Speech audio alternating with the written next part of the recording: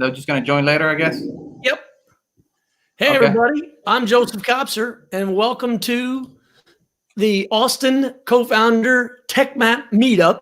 But the cool part about tonight is you don't have to be in Austin, Texas. You just have to be online. We're coming to you live streaming with a new service I've discovered called StreamYard. I highly recommend it. It allows you to have up to 6 people at a time, do some banners, do some graphics. You can see we've got the TechMap logo over there in the upper left-hand corner, or right hand, depending on how you're looking at it. And it gives me a lot of pleasure to be the guest moderator for tonight. Your normal host, Johan Borge, who you've known has been doing this for a number of years. And our keynote guest speaker tonight, Elijah May, with his new idea, Roboters, that you're going to really enjoy. Just as some general housekeeping about how this is going to work tonight, this is live streaming across a number of pages and groups, both on Facebook and on YouTube. There is an ability for you to leave comments in the comment section down below, or if you're looking at it on YouTube, it may be over on the side, and depending on how you have your mobile or desktop. On Facebook, it's either below or to the side. We're going to go through your questions this evening. We're going to make this as interactive as possible. We know that most meetups occur when we're all in one big room, usually at the Capitol Factory. So now we're going to be in one really big room, but I'm going to be the moderator tonight to be able to kind of move us through the evening. In doing so, don't forget, at any time you can leave questions down inside, whether you're on Facebook or YouTube. We'll try to get to those. We'll even show a couple of them up there. We've got some presenters tonight besides Johan and Elijah. We have a company that's pitching tonight. And the best part is at the end of the evening, which will be about an hour or so as we go through the 2 sections, if you are in need of something, if you're in need of a co-founder, if you're in need of finding an investor, if you're in need of a new gig, or you have services that you want to offer, we have the opportunity tonight to be able to allow you to use the open mic. So we'll be doing that later on. I'll be reminding everybody. But without further ado, let me bring up Johan, who many of you all have known, like I say, for a number of years. He's been running this show. And Johan, it's great to have you here. I'm going to bring up your slides in just a second, but anything you want to say before we kick off and go into your slides? Yes, definitely. I just want to make sure everybody has their drinks. I know usually on our event we have beer or something like that. Well, today we have vodka. Hopefully everybody have a drink to enjoy and watch us tonight. I appreciate everybody being here. And thank you, Joseph, for being thankful to, doing this event, and you're doing great at it as well with presenting a lot of people and talking about stuff that's going on in Austin and in the economy and everything else. I was watching you earlier about the SBA, so that was really great to watch. Appreciate that. Great. Thank you. So he got us going with this, and hopefully we can keep this going every month until we get back to Capitol Factory. So I'll just throw the slide deck so you guys know already. You guys seen it. Oh, this is the first time you guys been part of the co-founder TechMap event. You guys will hear a little bit about it as well. So Joseph, can you bring out the slides? Yeah, go ahead and give me a second. Keep tap dancing while I move back over. I'm going to pull up yours. So let me see if I can do the share screen on mine. There it is. You should be able to see it now. Okay, so am I actually the one doing the sharing? Oh, let me see. No, I'm the one doing the sharing, but I'm happy to do it for you. No problem. Okay, that's fine. All right, good. So basically, it's a Co-Founder Meetup, April edition. We missed out last month. But anyways, we're going to hopefully keep doing this every month like this, if it's possible. And, we try to bring the tech community together. We have a website called the TechMap. We hope everybody joins it and everybody gets create an account. It's for free. And anybody that has events, we're going to try to see if we can help them do events like this for everybody to reach out to them as well. So keep in touch with that as well. Can you go to the next slide, Joseph? Pretty much this is the crew. We have me, myself, my wife as the founders. We have the community directors, Ravi, Chow, and Jan. They help us with the event live, to help you with the drinks and food and checking in and out. But today, of course, we're doing this online. So, we're really thankful that actually they help us do this. Hopefully, when we get back in Capitol Factory, we'll get this done. Next slide, please. And well, right now we're doing the announcements. We'll have the keynote speakers, and like Joseph mentioned, we'll have some companies that we're pitching. And if you're interested in pitching, reach out to us, TechMap, and we'll be able to get you in and get you company, in front of a lot of people, hopefully, if everybody's watching out there. Next slide. And this is our sponsor, Capitol Factory, which we use their space. Hopefully, we'll do that in the future when we get back in in Austin, Texas. And, Uruguay Sports, which is volleyball sports that my wife owns, nonprofit. And TCRE is a real estate company that I actually invest properties in real estate. So, hopefully when I get back to Austin, I'll be buying a lot more properties. Hopefully not so much, but we'll see. And this is pretty much how we started the tech map. It was just a map. It was an ecosystem where all the tech companies were and how to find investors and mentors. And we created that map itself. But then we figured out that a lot of startups come and go or change names. So we started creating the profiles, which is the next page. So if you create a profile, you'll be able to see this and be able to connect with people. And this is all free. And this is something that we provided to the community in Austin. And we provided that live event with the co-founders. So hopefully people can join and see that. And tonight, go to the next page. Yeah, just real quick before we do, Johan, this is a unique opportunity because we're live and we're virtual all across the United States. These ideas may be helpful to people, even if they're not just in Austin, Texas. That is right. Actually, we're in Mexico right now. As you can see behind me, there's the ocean. So we're hopefully to bring this everywhere if we can. Tonight's event, we have the moderator, Joseph Kopser, of course, and Elijah May, which is our keynote speaker. And he'll be speaking later after me. And I believe that's pretty much it on that one, right? That was the last slide. And I just want to mention next month, we actually have Matt Dot from Silverstone Investment, and we'll see if we can bring him in as well. It's either going to be like this, or if I don't think we're going to go back to Capital Factory next month. Actually, I think I just heard from Greg Abbott or something that everybody needs to stay away after May 13, and who knows if that's going to get extended. So hopefully we'll probably do this more often. We certainly can. And the beauty of it is we get to invite in folks like Tom Coyle. I see you just joined into the stream. Thanks, Tom. Thanks for being a part of this evening. So Johan, unless you got anything else, I'm going to drop you and bring in our guest speaker. So, it's really funny about this evening, Elijah, and how we came together for this event with me being asked to be the guest moderator, you being asked to be the keynote. This is where you and I met years ago through Johan. I think it was 4, 5, 6 years ago on an organization and a project you had. But what a lot of viewers may not know, and why I was so eager to join in and help out with the virtual co-founder meetup tonight, is this is where in person 8.5 years ago, I did my first pitch ever for Ride Scout. In fact, back then it was known as Going My Way. And I was looking for co-founders, technical co-founders. And it was through this event 8.5 years ago that I found a technical team that, was able to help me build my MVP. So, we're now up to 22 viewers, which is pretty fantastic for an evening like this with people spread across the country. So I encourage you to do a couple of things. One, just listen, even if in the background, if you're working on email and other things that you're doing. What Elijah is going to be talking about is pretty phenomenal. Number two, never hesitate to get up and BYOB, alcohol or non-alcoholic, doesn't matter. Just enjoy the evening.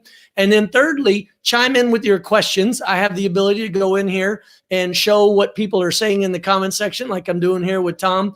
And then at the end of the evening, like I say, after we hear from a pitch company, after Elijah, we're going to get into an open mic session to allow people to pitch their ideas in 60 seconds.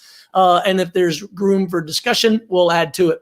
So Elijah, go ahead and give the viewers a background of how you got to now. While you're doing that, I'm going to pull up the slides for roboters. Oh, sorry about that. Bang the table. Mike. Give me 1 second. Joseph, I did not know that your journey began right. Co-founder. That's crazy. That's amazing. Here. So, if I remember correctly, Ride Scout did okay for you. Is that right? We sold Ride Scout to Mercedes-Benz in 2014. And from there, we were able to create a lot of jobs and do a lot of things. After that, we built the Bunker Labs here in Austin, Texas. And spread it across Texas. It was originally in Chicago, but I told Todd Connor, who built this incubator for veteran entrepreneurs, it's great to have in Chicago, but everything's bigger and better in Texas. So we got to have one. So with Sabrina Blake Hogan and Jonathan Watwitz, we were able to build it out. And then ever since then, I've been working with veterans and entrepreneurs and companies of all sizes.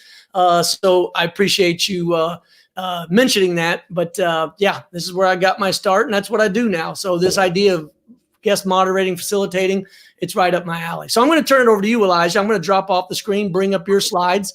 And then after you get through your portion, I'm going to come back on for some Q&A with you, if that's okay. Sounds good. Thank you very much. let's go here. Bring up your portion.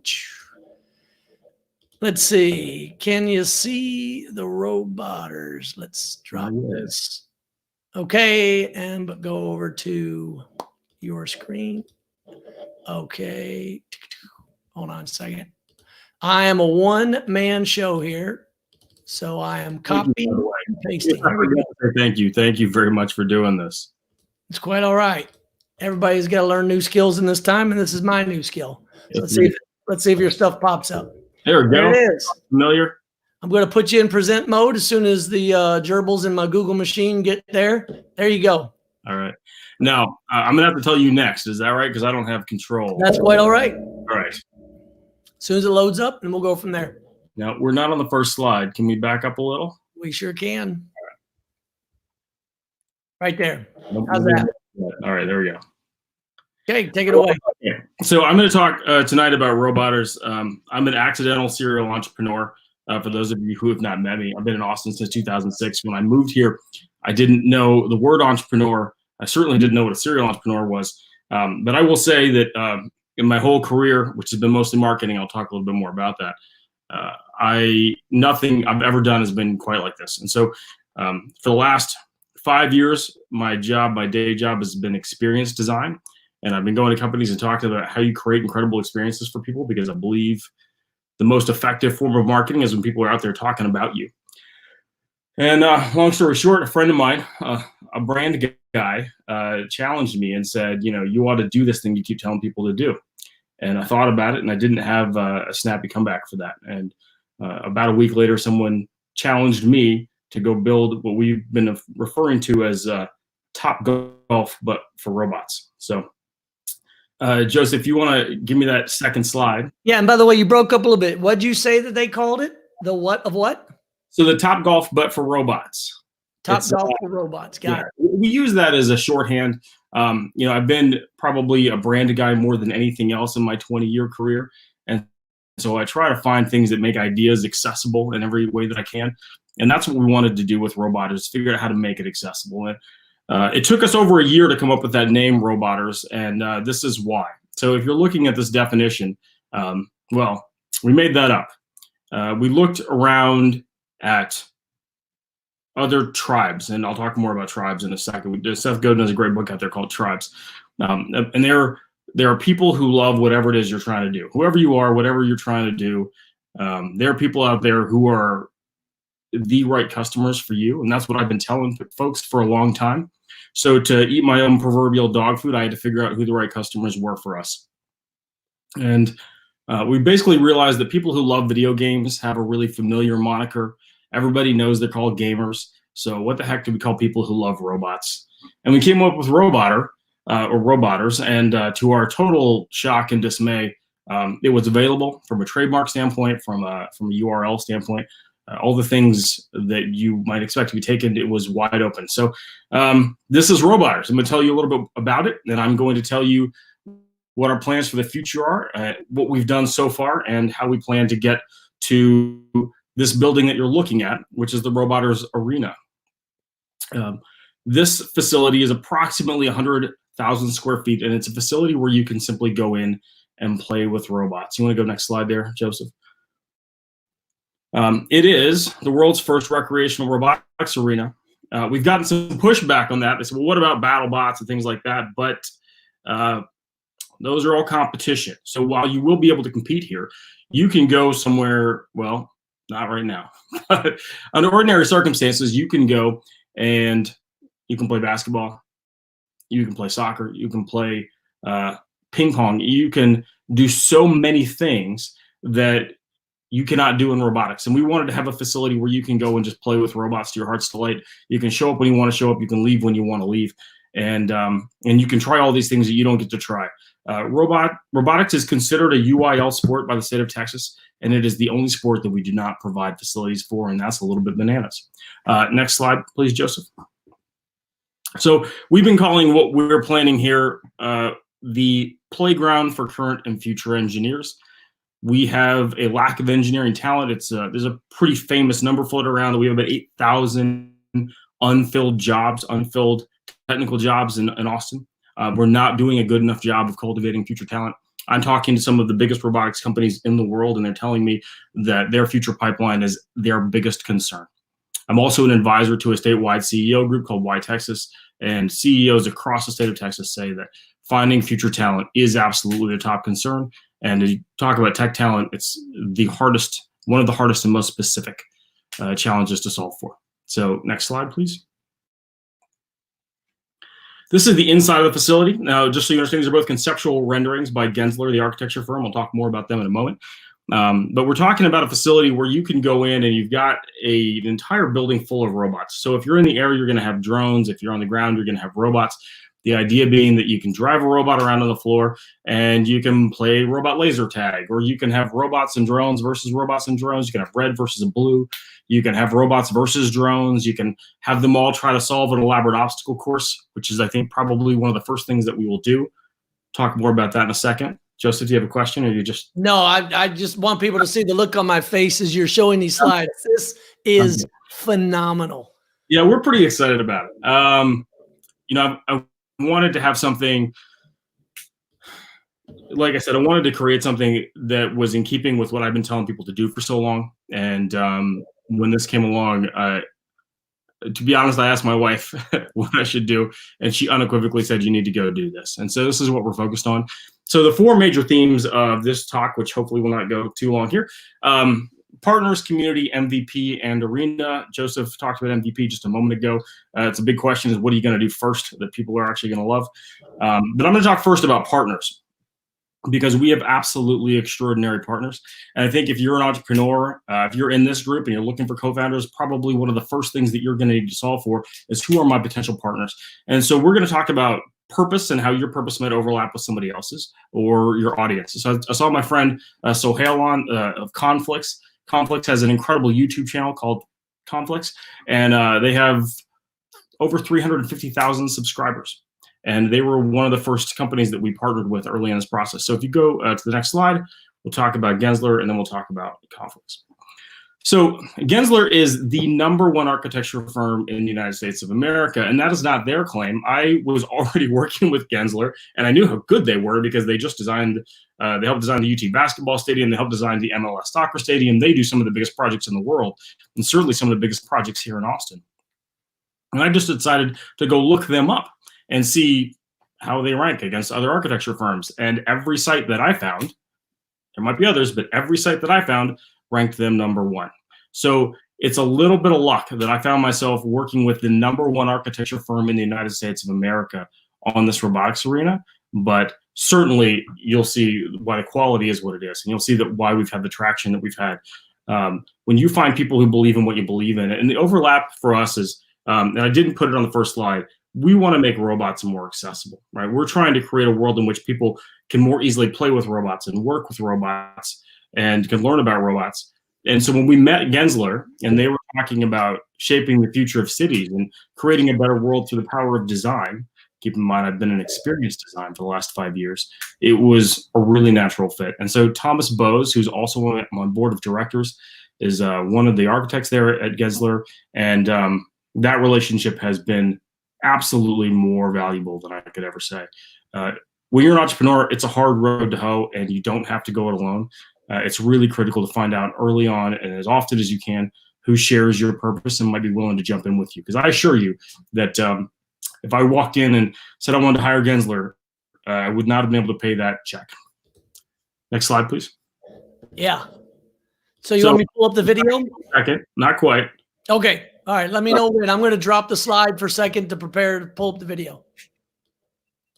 So one of the things that we did early on is we decided to put on a robotics event, the first Robotics International Festival, to find out who loves robots. That was, if that's our market, the question is, what can we do for them? I see Ozobot on the screen there. We love Ozobot.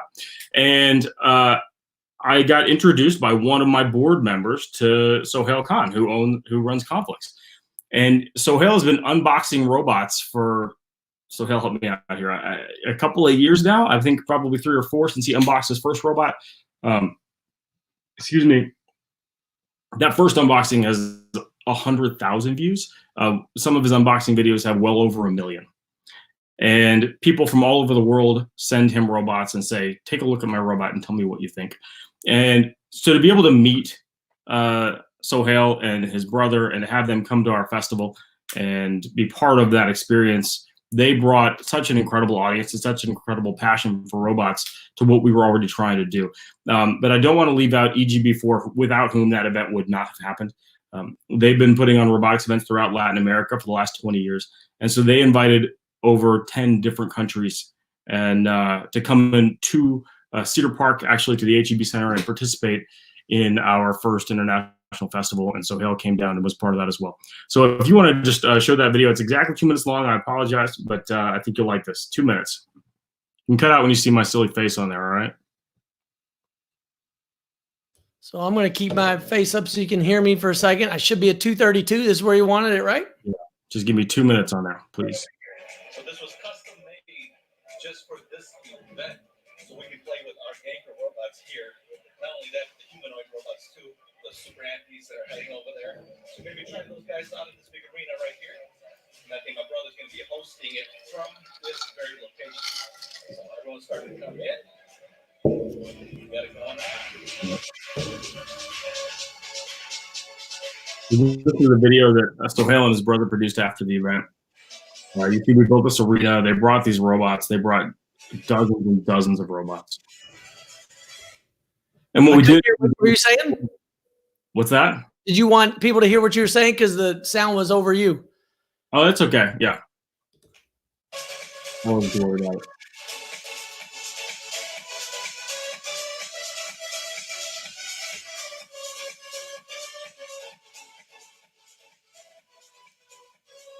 What were you saying? I've turned the volume down now that we can hear you.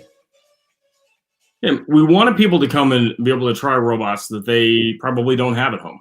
A lot of these robots are very expensive. You'll see the one on the trampoline there. I'll talk more about that in a minute. Sohail's a bit of an internet celebrity. You should see the reaction. You know, kids get to come and meet him for the first time and get to be in a picture with him, and also get to play with all these amazing robots that they get to see him open on YouTube. And that was really in keeping with what we wanted to solve for at Roboters. I think it's crucial when you're trying to grow a company to have a simple and clear mission, and to build on that simple and clear mission as many times and as often as you can. And hold on, there's just a little bit more here. Okay, I think we're probably good. Oh, keep going for just a second, Joseph. So this is Pony Trap. Pony Trap built this 15-foot tall robot drummer, which is incredible. If you ever get to see it live, please go do that. All right, there we go. That's good.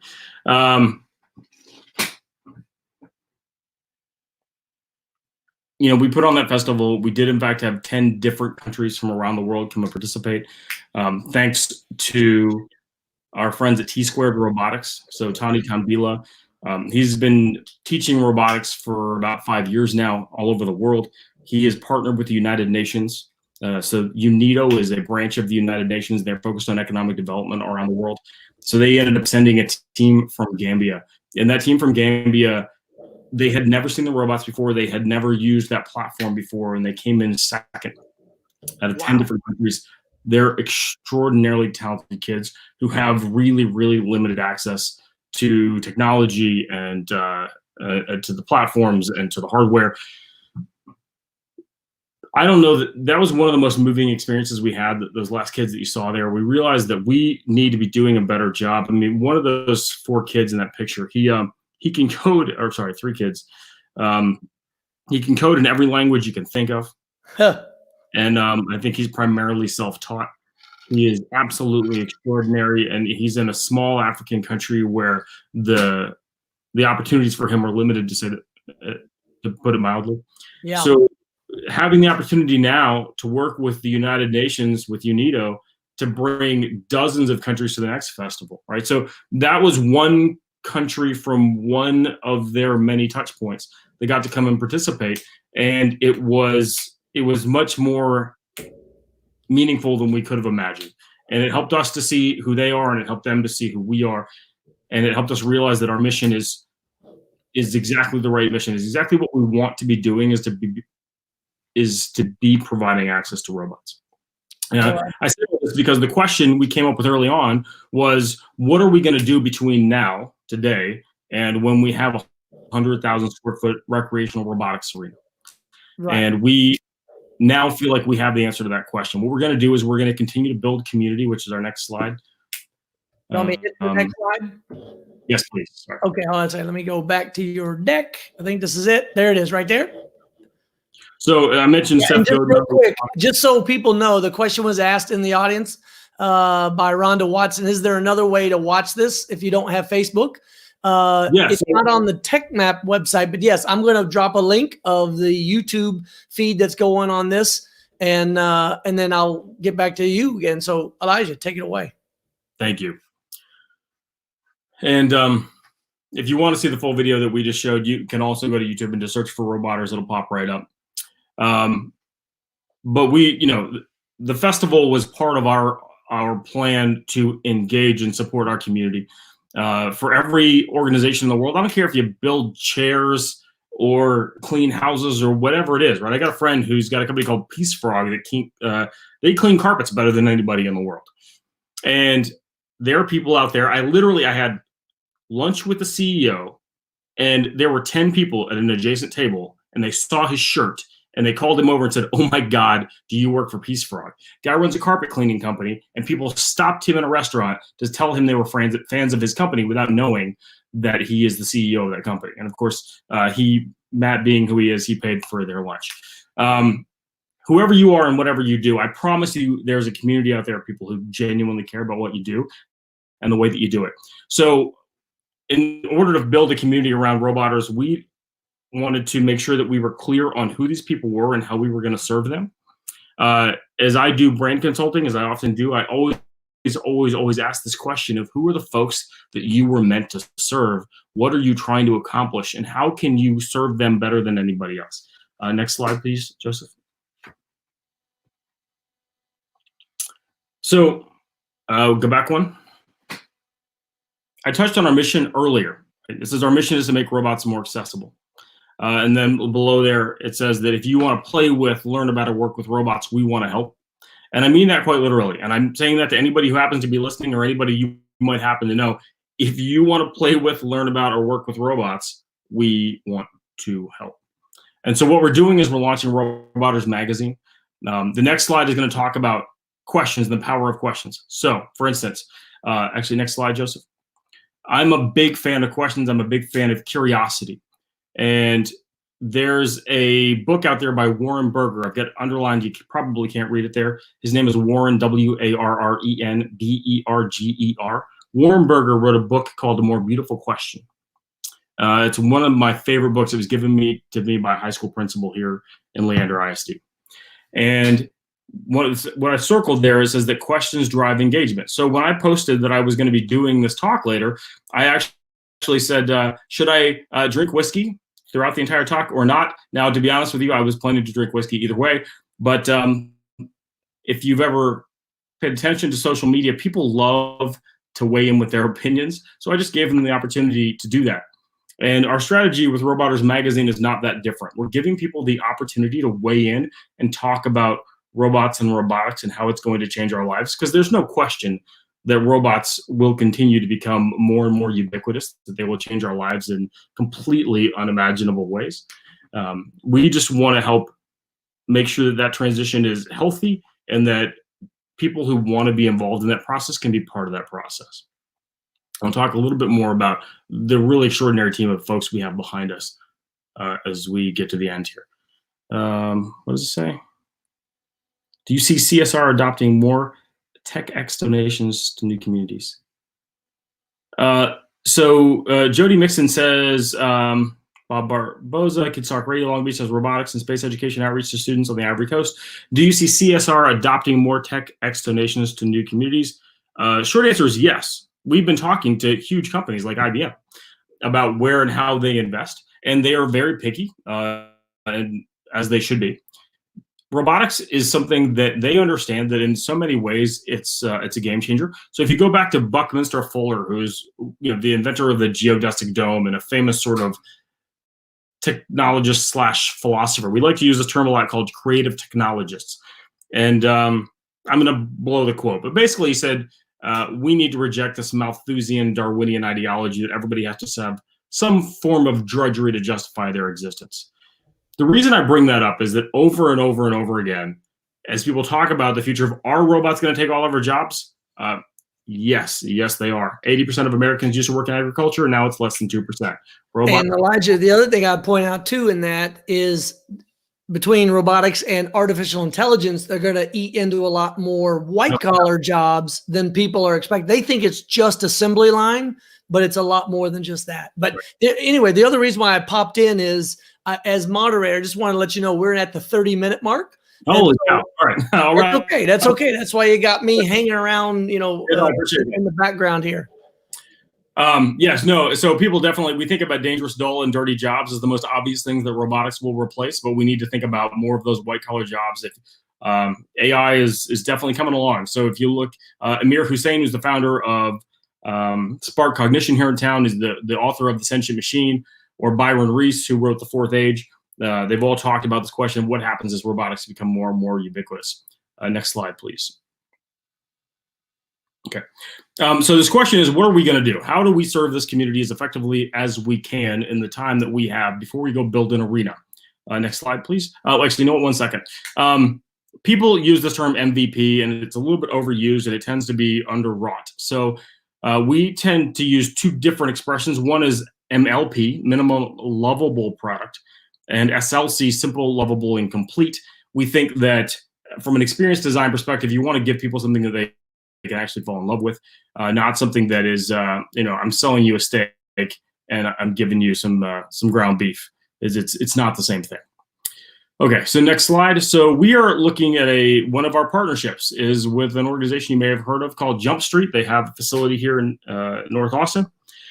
They've got a big facility, and they were one of the very first, and they were one of the very best. But since they came along, other folks have come along and iterated on that idea. So what they have is a facility with room to grow. And they have been purchased by a nationwide organization. They now have over 30 locations nationwide. And we are going to go in there.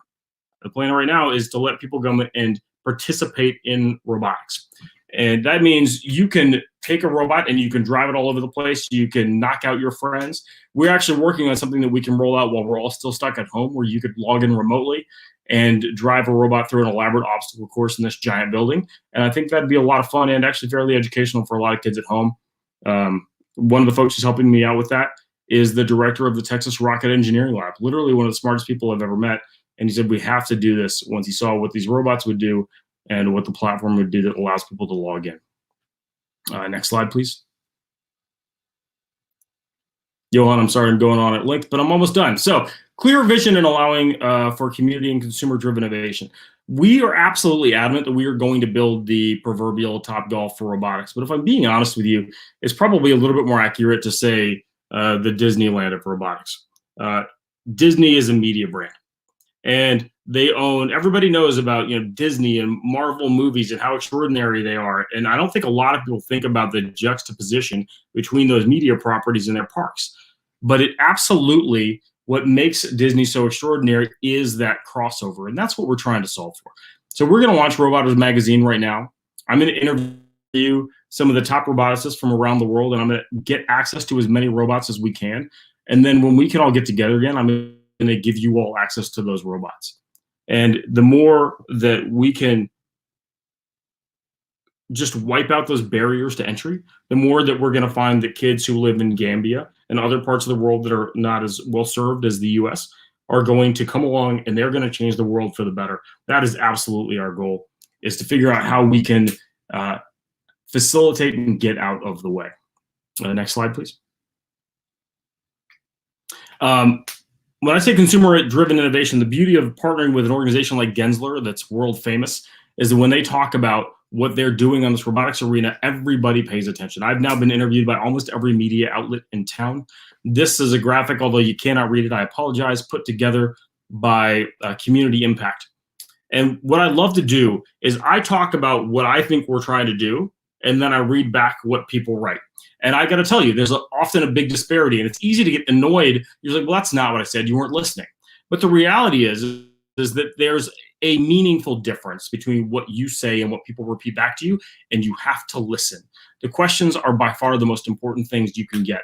So I get on a call with the media. They ask me a dozen questions. I tell them exactly what I want them to write, but what they actually write is far more valuable to me than anything I could have said.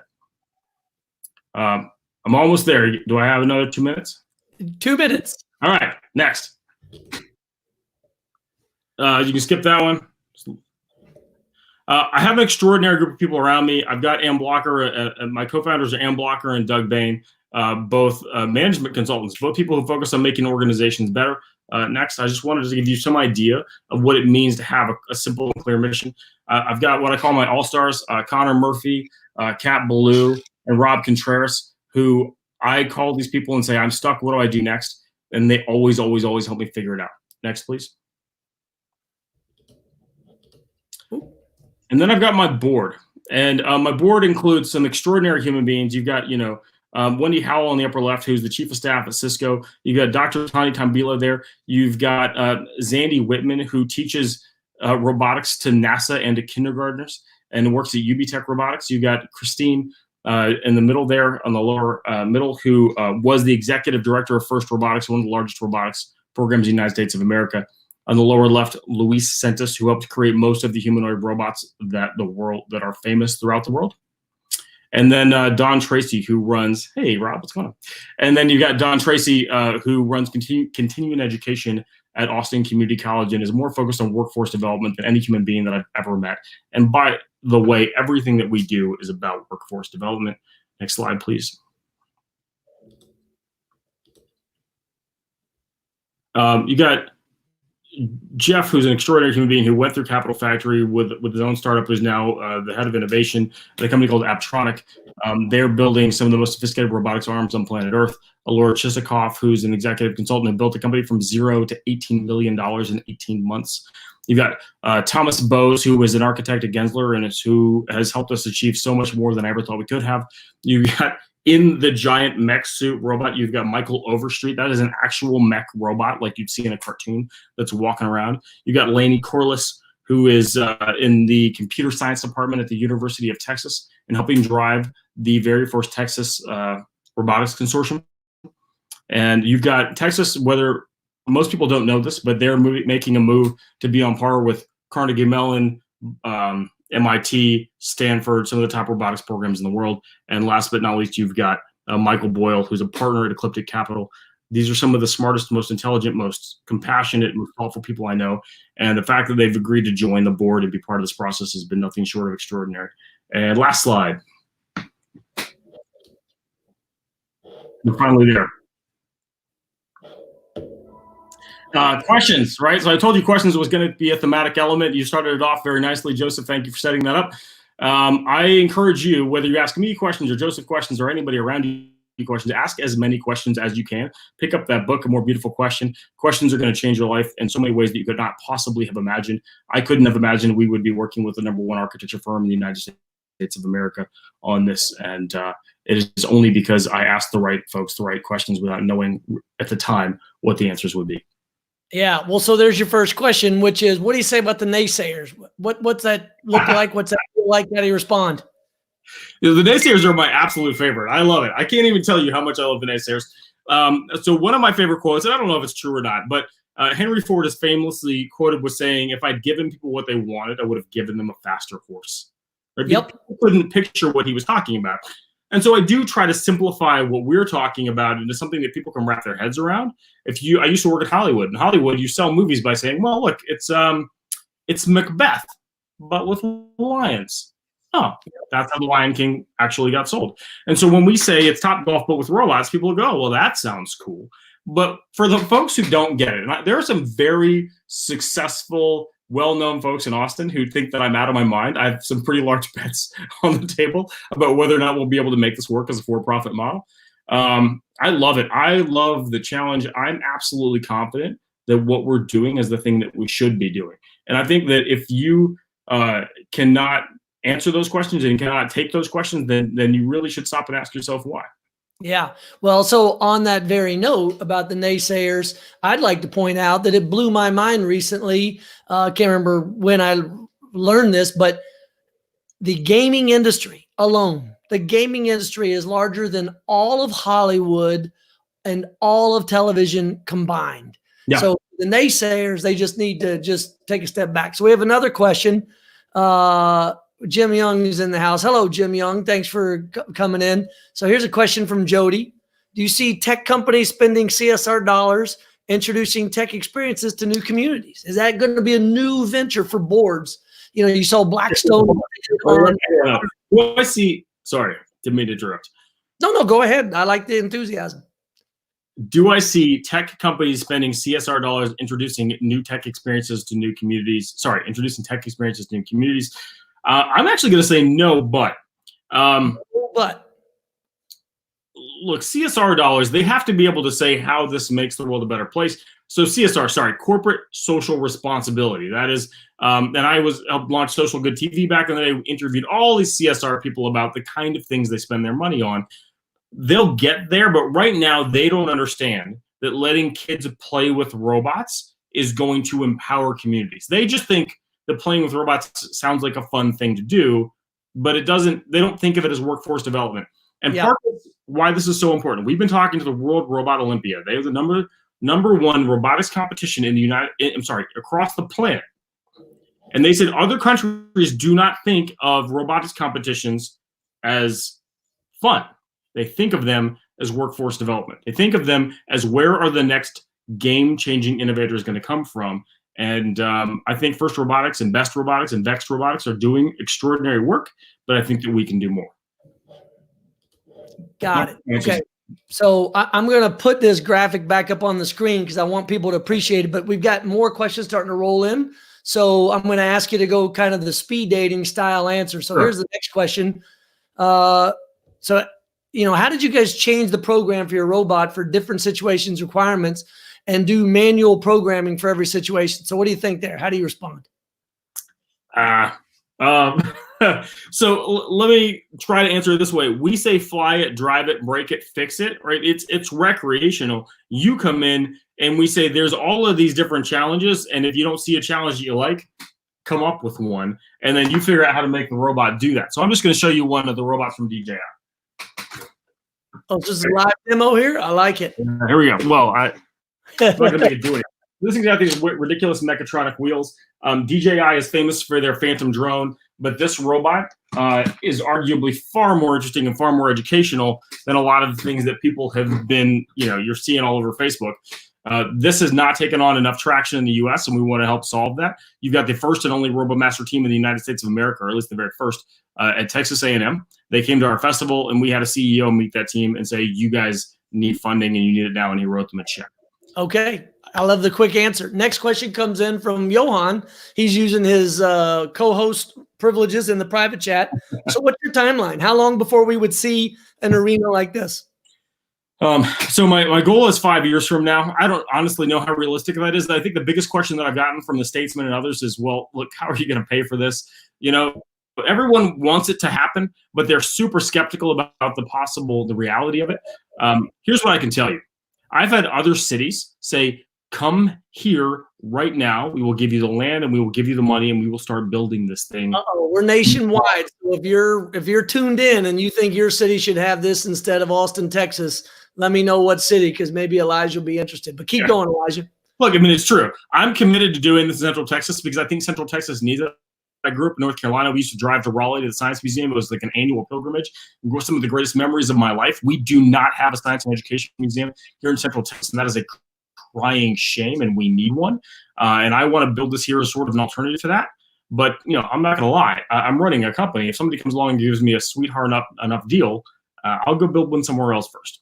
Okay, so you've heard it here first. Elijah is a businessman first and foremost, but he wants to do right by community. So wherever we can plant it, but obviously we'd love to keep you here in Austin, Texas. So do we have any more questions from the group? Otherwise, we're going to move over into the next portion of the evening. So while we're waiting for another question to come in to end off your portion, Elijah, anything that you want to share with the audience that I didn't ask you or that you may have said before or that you want to reemphasize?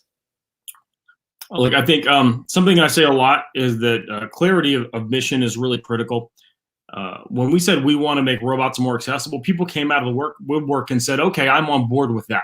And here's something that I've been teaching for years, and I'm strongly going to advocate to anybody in this group who's trying to start a company.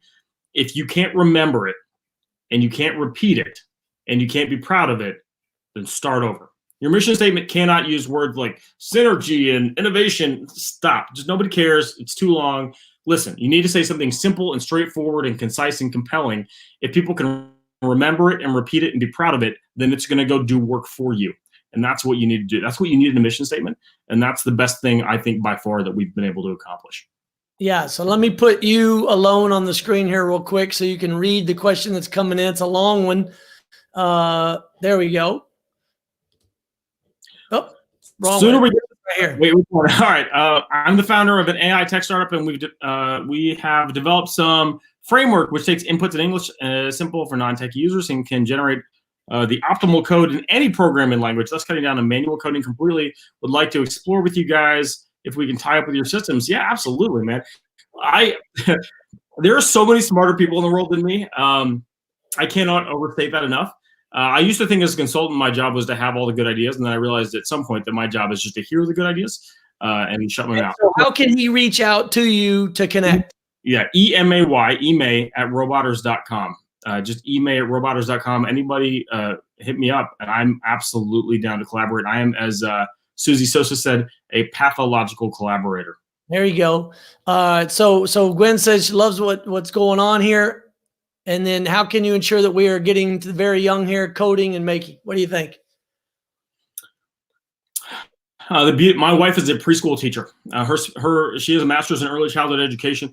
I think that the younger, the better. And we need to start giving kids. And the reason that we started with these recreational solutions is because I've right now got this. You saw the robot and the Octagon. This is the Ganker X, right? A 5-year-old can go play with that robot and break it, and then decide that they want to know how to fix it. And we want to have the facilities on site to let them fix it. I mean, Pete, I say this all. Oh, go ahead. Finish that thought. Tawny at T Squared Robotics says he's teaching 7-year-olds things that he learned in his second year of his master's degree program, and it takes him about a week. Yeah. Well, what I was going to say is I say this all the time, and I say this on my website. People will be what they can see. And if you can put your hands on these things, if you can be a part of it every day, it doesn't become science fiction. It is your reality. I mean, I remember as a kid when I got those boards that had all the transistors and the capacitors and the lights and the logic board. Oh, I went to town on that. And forget it. When I got my first IBM or my first computer, which my parents gave me an IBM PC Junior, I didn't even have a hard drive. It wasn't even connected to the internet back then. For those of you who have a hard time imagining that, it was only what I could write in real time right there on floppy disks.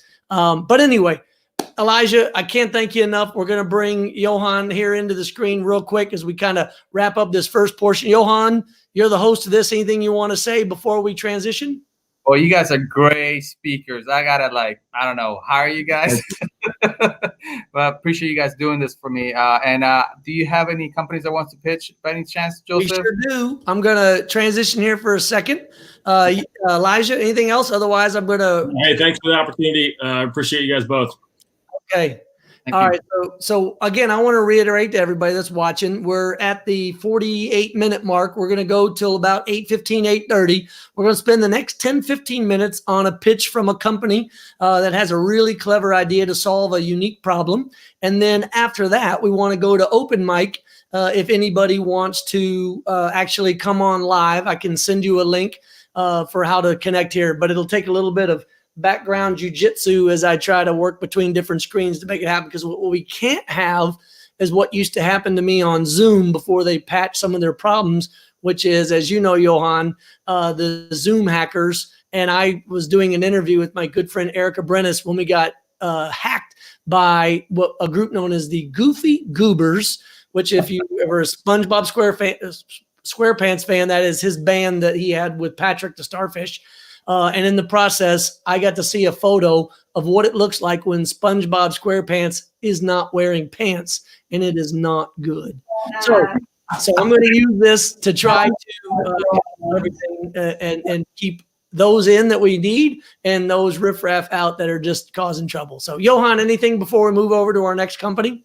No, I mean, just want to remind everybody we have the next event that like this is going to be May 11th, and hopefully I can twist your arm or something to get you to be a moderator again. But I appreciate it. Thank you so much. Okay, so we're going to bring in Miles and Petey. Here we go. Miles and Petey, say hello real quick to Johan, our host for tonight. Can you guys hear me? I can hear you. Yeah. Okay, Miles can hear me. I can hear you. Okay, so I put up on the screen, Johan, the Gray Line Group logo. I just want to kind of reiterate what I've been doing and working on since leaving Mercedes a couple of years ago after they bought my company. So my co-founder and I, Brett Boyd, our focus is on trying to provide leadership and strategy in a changing world. So a couple of years ago, we wrote a book on the subject, and we saw the trends of moving towards cities, its impact on demographics, what it meant in a globalized world, artificial intelligence. And we wrote this book from the perspective of the private sector and the public sector, because you can't solve big problems without both working together. And then lo and behold, we have the tragedy of COVID and this pandemic. And so many of the things we talked about in the book are coming true, and not necessarily true. It's not like we predicted like Nostradamus, but we were just highlighting the trends and where they were going. So the reason why I was glad you asked me to kind of co-host this tonight, Johan, is I'm looking for opportunities to engage with audiences. And when you said that you were looking for a company to highlight, one of my favorite companies is Miles and Petey's company that I've been working with. In full disclosure, I love these guys. I've been working with them for some time. I don't want to give them a platform with your audience.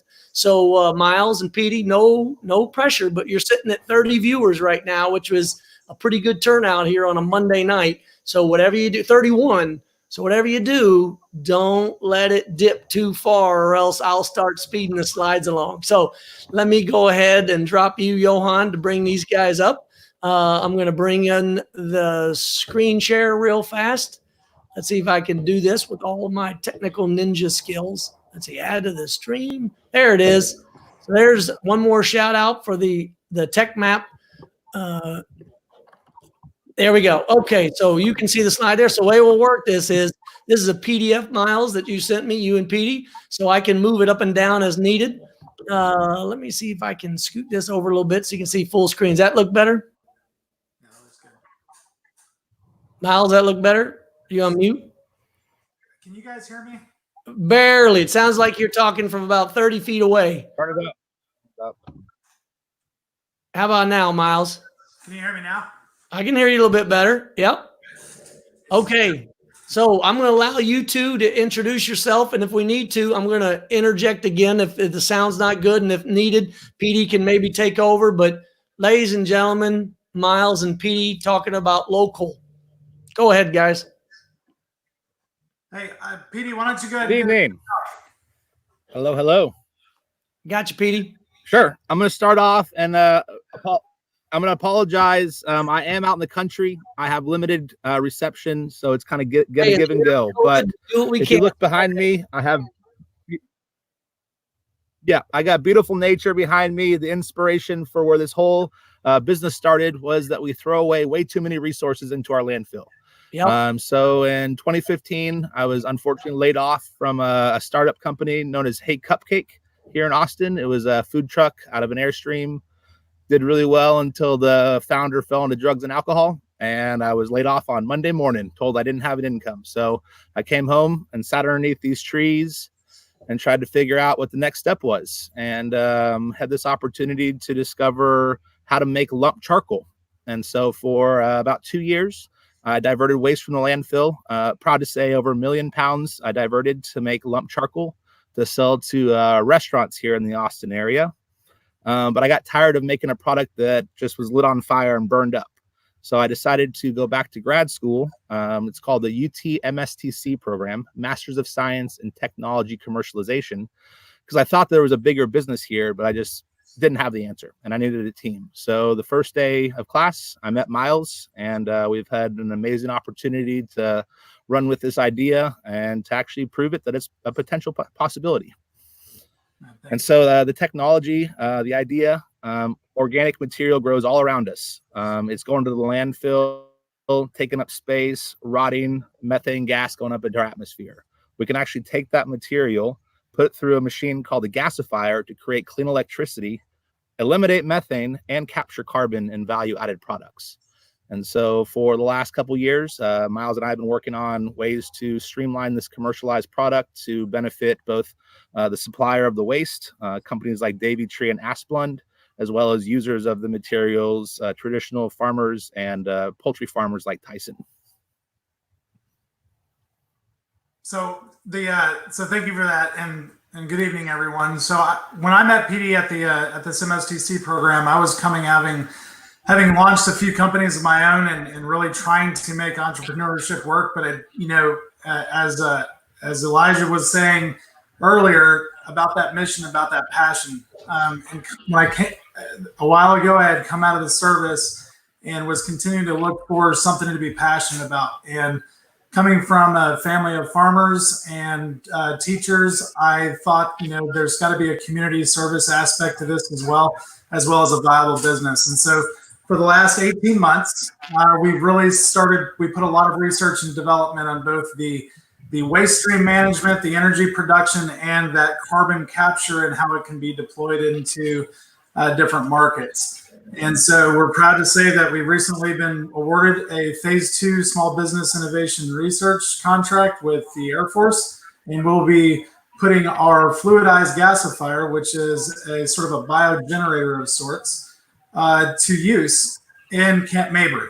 And what they're looking for is to take that waste that the military produces, whether it's all kinds of organic waste, but specifically a lot of the pallets that they pile up on, and be able to reduce their dependency on traditional energy use. More importantly, though, we provide a resiliency that they've been looking for in the green energy or renewable energy space that solar and wind has not been able to provide. And that's a 24/7 deployable renewable energy source. And so that's the challenge that we took on, and we've been working for the last 6 months to develop this prototype in the version that they're looking for. In the time that we have done so, we've brought on data engineers, we've brought in product managers, we've brought in marketers, and really started to build the team out. This slide was put together for the AFWorks PIT contract. And so it doesn't have our full complement of the team there, but we're starting to really get in that first initial wave of major traction towards our MVP. And so it's just an opportunity that's exciting for us. I'm going to hand it back over to PD about taking it from the defense industry, where we're prototyping, and how we're actually commercializing that beyond just defense for both municipalities as well as private businesses. Yes, so I first started looking at long-term business ideas, trying to understand the Austin Zero Waste mandate. It was implemented in 2014 through 2040, where all commercial businesses are going to have a zero waste solution. And I looked at the number one producer, and it's landscape companies at over 200 million pounds of landscape waste every year. So we reached out to some of the big guys, Davy Tree Company. You might be familiar with them. Big green truck with yellow Davy on the side, typically pulling around a wood chipper in the back. Right. Just in Austin Metro alone, they have 10 crews producing 200,000 pounds a day, paying $500 a day to dispose of that waste. Pounds. So that one business that doesn't include Wright Brothers, Asplund, Bartlett Tree Services, Cleanscapes. There's dozens of companies, and they all have the exact same problem. And the great thing about Davy, they operate in 100 different marketplaces. So we can actually expand this across 48 states. Davy Tree is the oldest and largest arbor company in the US, and they have a major mission to become sustainable because their whole business is cutting down trees, and the social mission has to change for them. Right. So the best thing about Davy Tree is they actually have, one more thing. They actually have a full-time PhD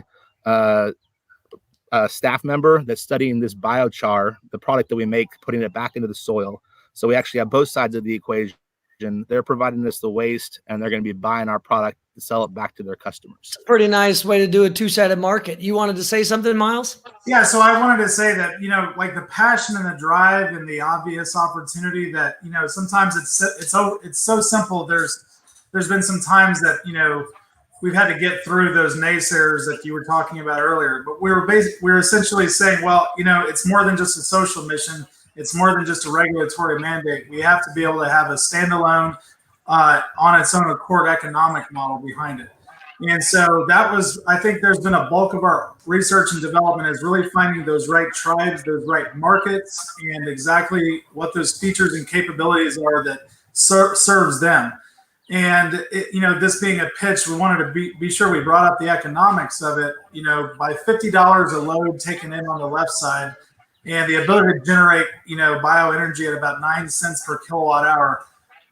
We have already essentially broken even nearly at this point by step 2. And so that step 3 gives us plenty of flexibility and the ability to push this new product out there and find new capabilities. And it's working out well with the amount of work that we've done and understanding those barriers to entry, as well as anticipating some of those unintended consequences, whether they're positive or negative, and being able to adjust them. Great. So take us through this overall commercialization. There's a lot of different angles that you're coming through. Right. PD, I'll let you take that. Sure. So Miles and I first started looking at this business as a biochar sales business. And so we tried to discover what is the most efficient, effective way to make this biochar. And we didn't realize that we could actually get paid to manufacture the material and then sell the biochar for pure profit. And so while we started to dig into these companies, Davy and Asplund are two of the largest arbor companies cutting down trees. And Brightview there is one of the largest landscape companies. Each of these guys do close to $1 billion a year in revenue.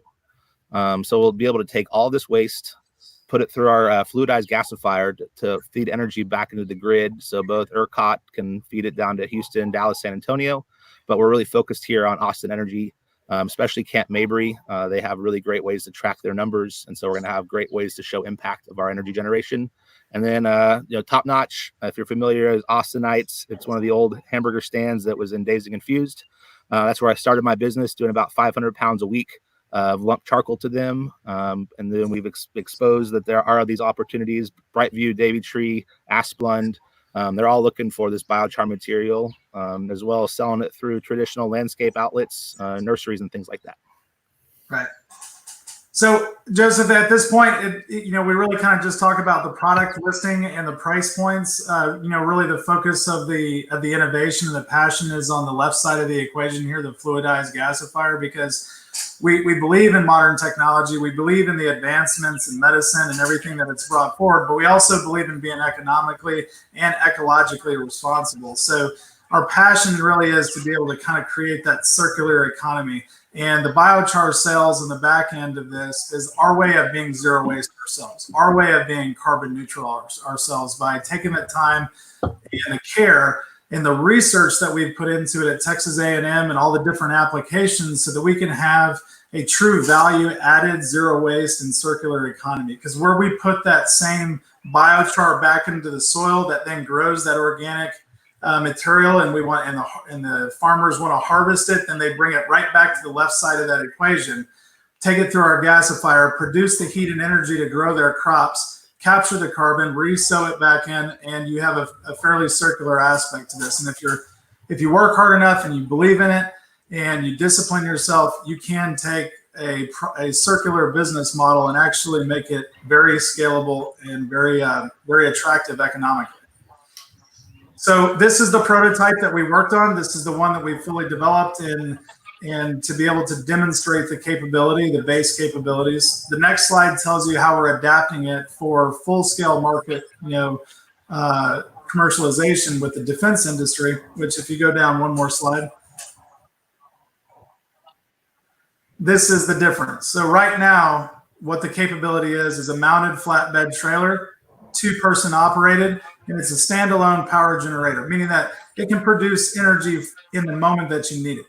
where we started working through the innovation about 6 months ago is enclosing it into a container, putting automation around some of the operations, as well as diversifying and stratifying that power generation so that it can be used to potentially charge batteries. It can be used to power a facility on site, or it can be used to be fed into a more mature grid to reduce your overall energy expenses. And so this is the technology. We've got 13 patents that fall underneath the overarching patent, and we have some pretty great traction and relationships. We think Camp Mabry they've done an amazing job of bringing us in and helping bring us to their facilities, and really them asking what do we need for us to be successful, which is a really nice conversation to have when you're asking the same thing with the people across the table. So when we're both trying to help each other, it's amazing the things that we're going to be able to accomplish, what we've accomplished so far.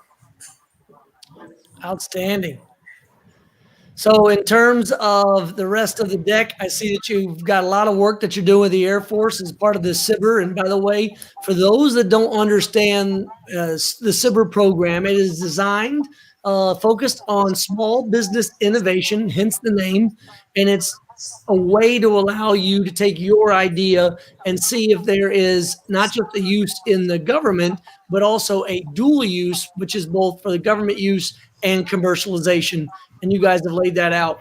What else do you want to say before we kind of wrap up your portion in terms of what you're working on, or what we want people to know, or more importantly, what needs that you might have from the community that's listening that might be able to help? I think the message for me, and I'll hand it back over to Petey, is love what you do. If you're going to be in this space, it's going to be a lot of late nights. It's going to be a lot of hard weekends. It's going to be mentors and former military officers that you trained under that is going to poke at you and keep on poking at you.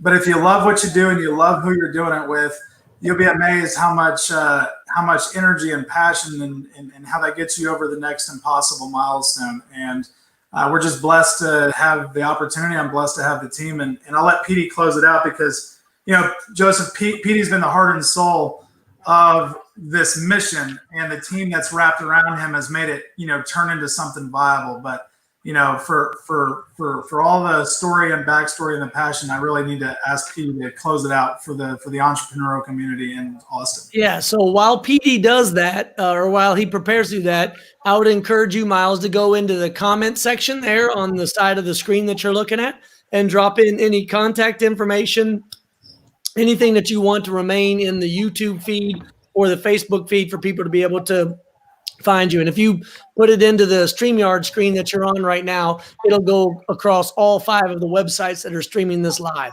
So, and to you, Petey, to close this out. All right. Thank you. No, thank you, Joseph and Elijah and Jonah, for putting all this together. I appreciate being part of it. It's going to sound weird. 5 years ago, I bought this property, my dream property. It came with like a 180-year-old pecan tree. She's about yay big around. When I got laid off, I started meditating underneath her, and she told me what biochar was. So for 5 years, I've been super passionate about trying to figure out what this is. I met Miles, and what I've realized is that status quo, the way we currently do things, it's taken a major change. Right now, we need to really reassess what we value as resources. And I personally think our landfill waste and our food security is one of the most important things, as well as electrical generation. So timing is wonderful. I never thought I'd have the opportunity to have an impact for our servicemen, as well as traditional communities. But I'm excited to be part of this right now, and I'm really humble. And I would not be here without the people and the advice and the team. So we're looking for any sort of feedback and response from all you guys. It's going to take the community to make it successful. Yeah, and Jonathan agrees with you. Meditation for the win. It's certainly a good way to wrap your brain around it and the mindfulness that comes from it. So, Miles, anything else to add before we bring Johan back in? Just I'm going to send the comment to you, Joseph. That's all. But I want to just thank everybody and hope everybody's doing well during COVID-19, and just keep your heads down and keep building. Production hasn't stopped. So there you go. Well, I shared your link. Keep on dreaming. to follow everybody. Johan, bringing you back in. And we're going to use this time to transition. It says an error occurred. We'll have to figure out what that is. Can you guys still hear me? I hear you. Okay. All right. I don't know what the error was, but the service tell me there was something that was an error. So let's see. I got Elijah had something here. Oh, we're going to bring in what Elijah said. He said, read or listen to The Ride of a Lifetime if you get a chance. So check that out. The Ride of a Lifetime. Certainly worth getting into.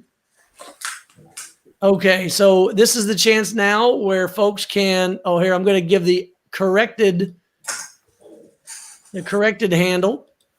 There you go. Local Life. Hopefully that'll go through on all the different platforms on the 5 different services we're streaming on. Okay, Johan, I brought you back in. Let me close out the comment here by Elijah so we can see your face. Boom. And Miles and Petey, thanks for being a part of this. I'm going to send you guys the background. Appreciate you being here. All right, Johan, while we wait for anybody to come up, Tom Coyle, if you're still interested in doing your pitch, let me know. And then I will send you the link on how to get in. And if there's anybody else that wants to get in and say a quick hello and come live while we're on camera, still live streaming, let me know. And I'll send you a quick link through Facebook. But Johan, what do you think about this new virtual world? We're not at the Capital Factory. It's a little bit different format. It doesn't quite have the same mix and mingle happy hour feel. Maybe next month we can do this plus also bring in a giant Zoom session. So if there's people that want to mill about in Zoom, they can do that too. Yeah, I was wondering, can you mix both? I mean, that would be kind of great where they can mingle, but then again, we don't know what we're going to expect, right? We don't want SpongeBob coming up. Yeah, I got to worry about SpongeBob coming in and crashing things. Yeah, so I mean, it's one of those things we have to experiment, I guess. But I mean, I appreciate that you actually offer this platform. Never would have heard about it without you letting us know. So I appreciate that. Yeah, but definitely, we should try the Zoom. Definitely something that we can try it. It's something new. This is all virtual. I know Capital Factory had videos live, Facebook platform, but everybody's staying home, so staying safe. So everybody's using this now. So take a second and tell us about how things are in Mexico where you are, while I bring Tom Coyle into the discussion. Sure. What would you guys like to know specifically? It's beautiful. We got nice weather, 88, 90, sunny, pretty windy. So today we had a lot of waves, actually. It's pretty nice. So I never seen this before, but a lot of people are doing, like, I think they call it kite surfing. And so it's something that my wife wants to try. I don't know if I want to try it because it looks pretty hard. But if you haven't checked it out, you probably should surf and find out what it is. It looks difficult, and it's pretty cool though. Even though, I think you need to be very athletic to do it. But the weather here is nice. I think Mexico is on stage 2, talking about the coronavirus type of thing, and they're going to stage 3. We're in a kind of private resort kind of place, so the beach is private, so not a lot of people can go to the beach here, and so it's actually nice that we are able to go out and take walks and lay out outside without being around anybody. It's kind of deserted. I guess everybody left because the Canadians left like maybe 3 weeks ago because they had to go back. Some Americans flew back, and we're just holding it out here to see what's going to happen over there. Well, it sounds like you are doing your best. And by the way, Tom, I sent you the link to join in over on your Facebook page. And John Perry, thanks for tuning in. It's good to see you as always, John. But back to you, Johan. I do really want to appreciate you for taking it on the chin to hold down the beach for the rest of us while we've suffered through COVID. Everybody's got a job to do. And if yours is staying at the beach and staying at the house, good on you. Well, I mean, that's the best we can do now. I mean, still, like, we're ordering stuff. Like, they're actually pretty advanced here, believe it or not. We thought we'd have to go to the supermarket, but you can go to online and order it, and they'll deliver to you. And it's not that expensive. So it's one of the things that we're trying to take measurements and not go into the store or, seeing anybody. So we're trying to keep our distance. not a lot of people here are wearing masks, but they will soon. Yeah. Okay, so Tom, you're part of the open mic. You can close out your Facebook. Now that you're here with us in StreamYard, we'll give you a second to close it out. Looks like you got it. So you got 2 minutes. Go ahead and explain to the crowd what your idea is, what you're working on. And Johan and I will ask you questions as needed. And if any questions come in from the crowd, by all means, you can get it. So the floor is yours. Take it away, Tom. Okay, well, I don't have 2 minutes worth of stuff, so this will be easy. Basically, I started tinkering around with basically scraping social media to predict elections. And my first foray, August 25th, 2015, I posted on Facebook, hey, I'm doing this new thing. You heard it here first. Donald Trump's going to win the electoral vote and lose the popular vote by 2 million votes. So I was like, you're nuts. That's not going to happen. And I predicted all the other elections. Back in 2016, right? This was before. This was August 2015. So this was like 2015. Hypothesis was I was driving around. We were driving 4th of July weekend from DC to Michigan. So I'm passing through Pennsylvania, Ohio, and Michigan, typically seeing Democratic signs in a presidential election year. And I'm seeing nothing but Trump signs. That's interesting. We stopped at a little diner thing. We're at some buffet thing. And I observed a guy getting out of his car with like 4 Trump stickers on it. And in the line, my wife's like, why are you backing this guy? Like, why is all these people backing that weirdo racist guy, Trump? And he's like, I'm not backing Trump. And it's the same guy I saw without their 4 bumpers. Like, man, I said, the polls are going to be off because no one's going to give the true answer because of whatever people have decided to label Trump or whatever connotations that is. So I was like, the keyboard warrior is probably going to be brutally honest. So I started like scraping it, doing it all very manual. So the idea was predicting these elections. This was the first one. I predicted the Brexit vote. Then I also did something where I was posting on the Iraqi elections where the consensus was al-Abadi was going to win. I predicted al-Sadr's party was going to win. Al-Sadr's party ended up winning that election in 2018. Picked the special. I was actually on behalf of Republican asked to predict the Texas 14 district race there, and I was able to do the Pennsylvania special election. That was very interesting because I came up with saying, hey, it looks like Connor Lamb's going to win this thing. And the Republican who asked me to look at this said, you're wrong. Your data is wrong. That's been Republican for like 50 years. Your data is wrong. And of course, Connor Lamb ended up winning. So, I've got this Tom, thing. we totally get that. You got it. You got it going. Yep. So what is your idea and how can the group? So the big thing is I need more work on like getting the specifics together. But like basically what I'm trying to do is automate the process. For me, it takes a lot of manual work, pulling this data together. I'd like to automate a lot of what I'm doing so I could basically take this information, make it scalable. Because the amount of work I've got to do is which I'm sure a machine, and I know enough about Python to be dangerous, but like, hey, something can be done that can make this a lot more efficient, a lot more scalable. And where I'd like to take this direction of, maybe the direction is helping veteran political candidates, left or right, I don't care, but people who are like reaching across the aisle, talk about getting things done, not so much ideological purity, and using it as some kind of a subscription system. That's why I think I'd like to take this as a subscription system for these candidates to help them look at their election and actually help them fine tune their message. Andrew's got a snarky but funny question. Does your technology help you figure out who's going to win the presidency in North Korea? It does. Kim is going to lose. Oh, okay. All right. There you go. Good answer. All right. Very good. So as we wrap up this first open mic, before we move to Jonathan, who I gave him the invite to here in a second, Johan, what do you got? What question do you have for Tom or any advice you have on people who he needs to meet with?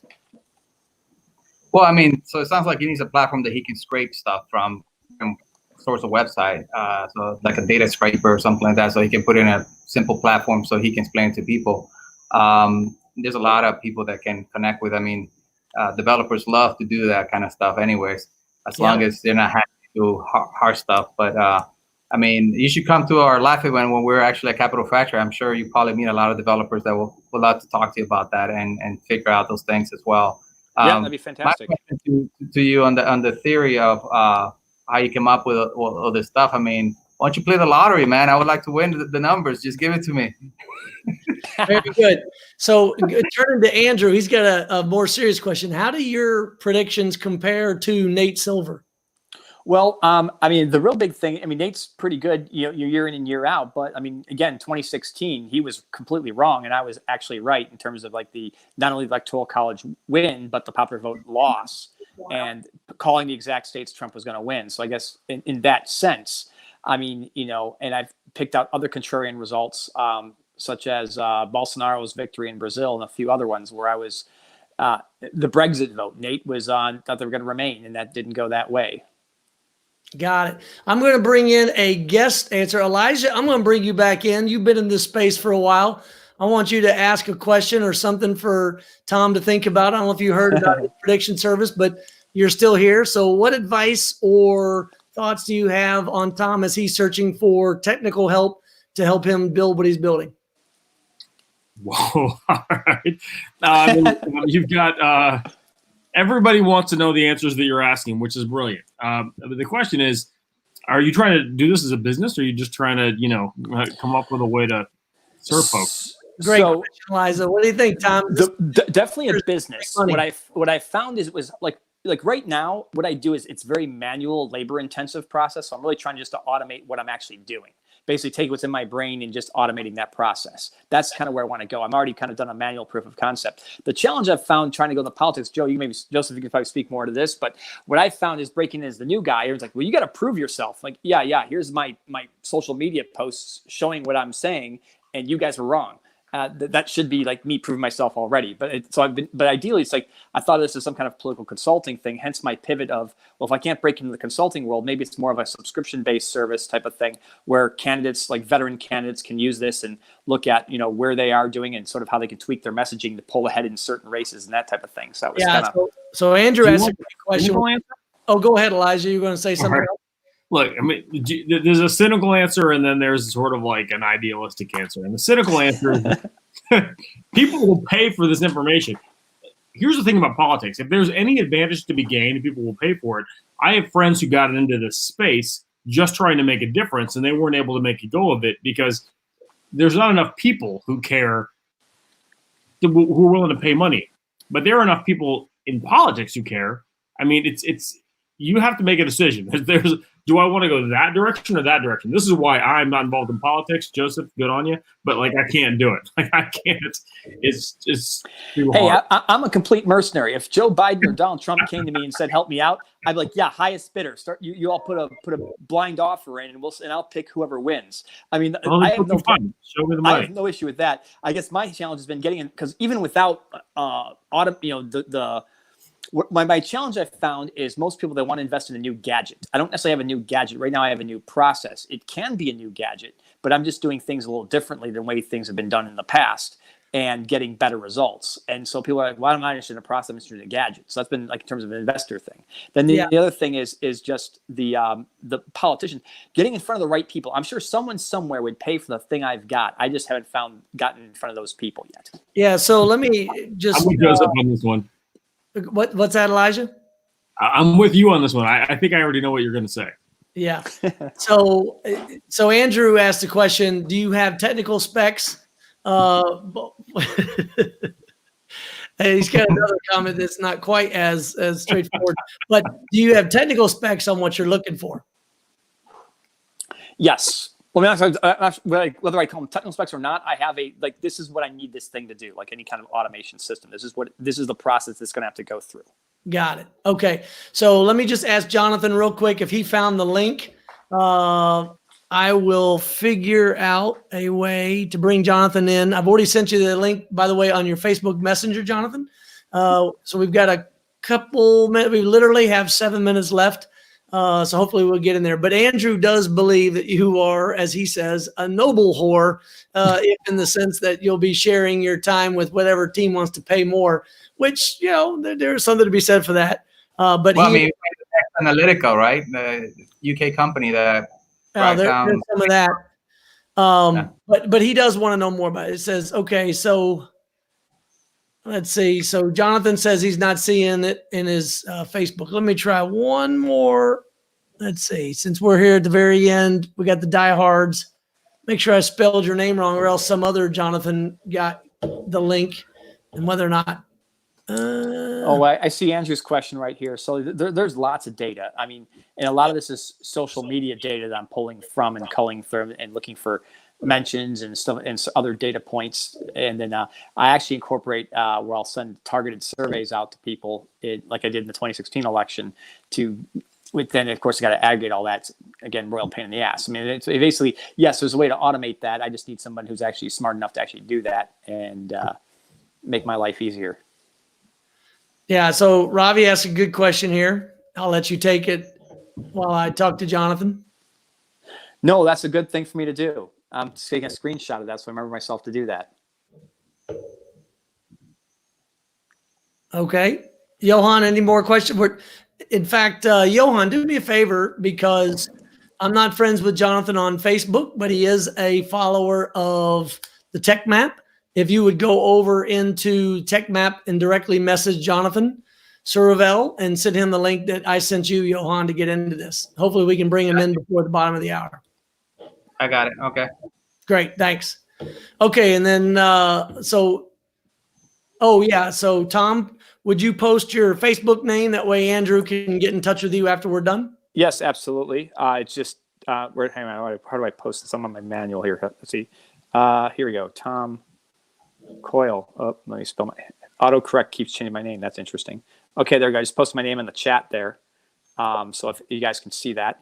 Yeah, depending on what platform you're on, Andrew. I don't know if you came in on either Grayline, My Site, TechMap, YouTube, Grayline. There's 5 different ones, but they're all being brought in here together.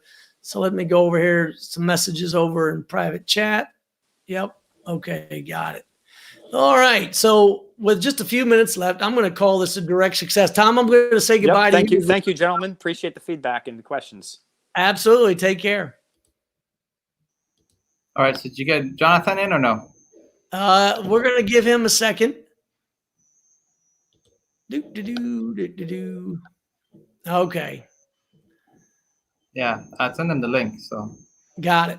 All right. So I guess I'll end with before we get near the end, I'm going to go shameless promotion, Grayline Group. Good. I'm going to put a link to my book on here in case anybody wants to figure out how I see the world. Wait, you have a book? Yeah, I got a book. The book is literally Catalyst, Leadership and Strategy in a Changing World. That's what I know this. Yeah. Well, it literally came out the week of me going into the primaries when I was back running for Congress. And so it got a little bit blown over by the news. Here is for more. But do you have an audiobook yet? No, but I need to work on that. I'm talking to a group about that for more. I've just been asked to do an audiobook, and I'm not sure if I'm ready for all that. Let's see. All right, let's see if that link goes through. Yep, looks like it did. Oh, we got Jonathan. Okay. So let me bring Jonathan in. Jonathan, you're here this evening with our guest speaker, Elijah, our co-host, Johan, and myself, Joseph Kopser. The floor is yours for 2 minutes. Tell us about what you got during this open mic, and we'll give you feedback and look forward to hear what you're working on. Awesome. Thanks for sticking with me. I hope you don't hear my daughter screaming in the room next door. I got a 21-month-old. COVID. Everything's okay. Go ahead. Exactly. Okay. So there's a new way of teaching critical thinking. It's called argument mapping. It works really well when you're teaching, when you can use technology in the classroom. It doesn't work great with pencil and paper. Argument mapping is more than twice as effective as, well, 1 semester of argument mapping is about twice as effective as a semester of college, all 5 courses, in terms of critical thinking outcomes. So measuring critical thinking on standardized test performances, which matter, which lead to better decision making, for example. So we got this excellent technology for teaching people how to think critically. It's used in colleges to some extent. Could be used elsewhere. Sometimes law firms actually bring in argument mapping teachers to run little workshops. Works great. Unfortunately, it's illegal because it's very graphically based. It's graphical, so it's a box and arrow system, and all the existing softwares, it's just all graphics, and the screen readers that blind students use can't make sense of them. There it is. So that's actually, so I use that software, that's Rationale. I teach argument mapping. I teach philosophy at Texas State University. And I've devised my own accommodations in case I ever get a blind student, but the accommodations aren't very good. And they're a ton of work. Okay, so I've been working with some people. I've got a very small team, 2 other people. Mark Melanson is one of the team members. He works at HP. He's an information security professional, senior security engineer at HP. He also works in tech and disability. He's blind. I'm working with Sue Park, one of my ex-students who's studying computer science, also blind. So, I've got the experience teaching argument mapping. They've got the programming experience. Well, sorry, not programming. They've got the tech experience. Yeah, some programming experience. But they're also they've got expertise in making tech ed accessible, particularly to blind students. What we need are a coder or two. We want to make a web-based argument mapping software that's fully accessible from the ground up. So not something that's, all graphics and then we'll add something onto it that'll allow blind students to access it. We're going to make it accessible from the ground up. It would be the only software out there like this, massively effective. The research is unambiguous that this is where critical thinking teaching should go. This is the direction it should be going. We just need to make it accessible. So we just need, go ahead, sorry. No, this is fascinating. So the point of the meetups and this co-founder meetup is to get to the real need. So when you describe what you need, is there a website or a place that someone can go to learn more about what you need that we can post in comments so that they can decide and figure out if they're right for what you're doing? No, we don't have a website. The best thing to do would be to email me. I can share my email address. Yeah, please do. You can look at my website if you want, but it won't have anything. Well, it won't have anything about this project yet. It does have some of my thoughts about how to teach with argument mapping. But here's my email address.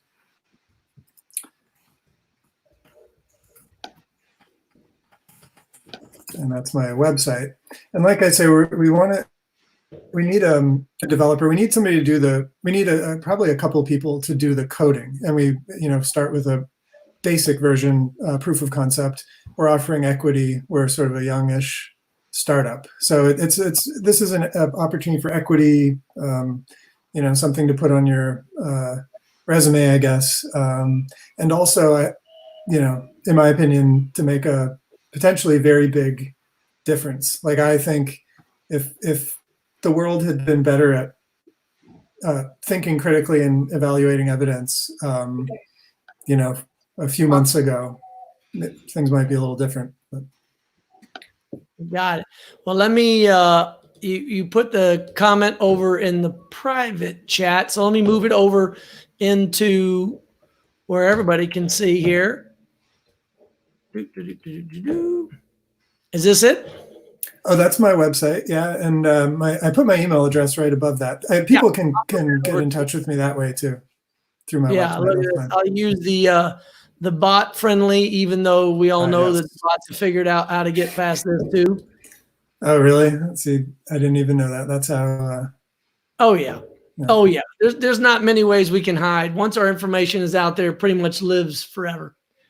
So anyway, we've gone past the 1 hour and 33-minute mark, but I just want to ask Johan real quick, or Elijah, just by show of hands, any question that you have for Jonathan or any immediate piece of advice? Elijah, go ahead.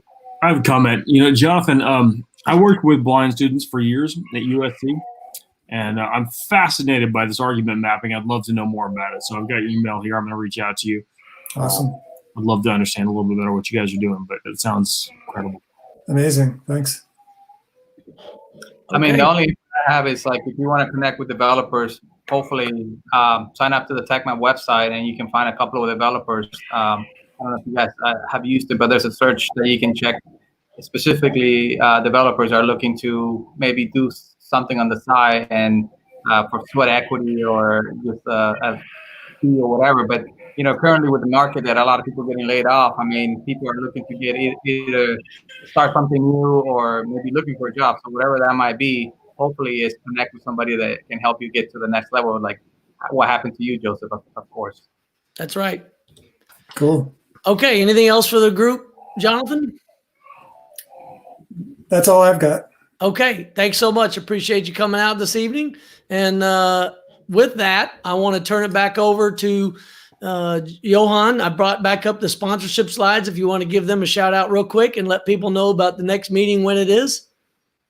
Yeah. So the next meeting is going to be May, and most likely I will probably see if I can get you or Elijah to be a key moderator, one of you two, or both of you again, because you guys are really great. And I'm going to have more great speakers. And you guys, if you know anybody that wants to be the keynote speaker as well for this, or companies that want to pitch like this, I love this opening it up to everybody that wanted to go ahead and pitch their company, which is great. I mean, the more community we can get involved and people can connect with, that's what we're trying to bring with the Tech Map. So definitely, we thank everybody that's sponsoring us, like Capital Factory, my wife, Your Way Sports, and my company, Texas Capital Real Estate.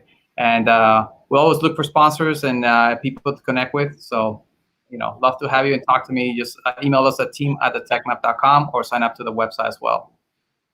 Okay. And Elijah, anything to end with? Yeah, thank you to both of you. And I concur. You're a natural, Joseph, and I appreciate you doing this. And thanks for taking on the technical challenges. I love it. I love the open mic solution. I think it's fantastic. I think more people should take advantage of these. There's a guy out there named Charlie Tremendous Jones, who said that the difference between your life today and 5 years from today will be the people you meet and the books you read. And so I highly encourage you to take advantage of these opportunities. It may be terrifying to step up and pitch to God knows how many people, but please do it when you get the chance. And thank you guys for making that opportunity possible. Yeah, thanks, Elijah. I love that way to end. In fact, the quote I use, similar to yours, is that you are the average of the 5 people you hang out with the most. You're the average of the 5 people you hang out with the most. So just kind of think about it. What I always like to do is find people even smarter to just kind of pull me up along the way, and I can ride along on their bootstraps. So with that, thanks for tuning in to the Austin Co-Founder Meetup Tech Map sponsored event this evening. And the cool thing about tonight was it was not at all limited to just Austin, Texas. And is there a recording available? Yes, Andrew, this will live on the Facebook page of the Tech Map. It'll also live on my website, my YouTube channel, both on Joseph Kopser and on Grayline Group. So you'll be able to find it from there. So look forward to seeing everybody again in the future. Thanks again, Johan, for inviting me this evening. Elijah, thanks for sharing your time as the keynote speaker tonight. Thank you. Take care, guys. Bye.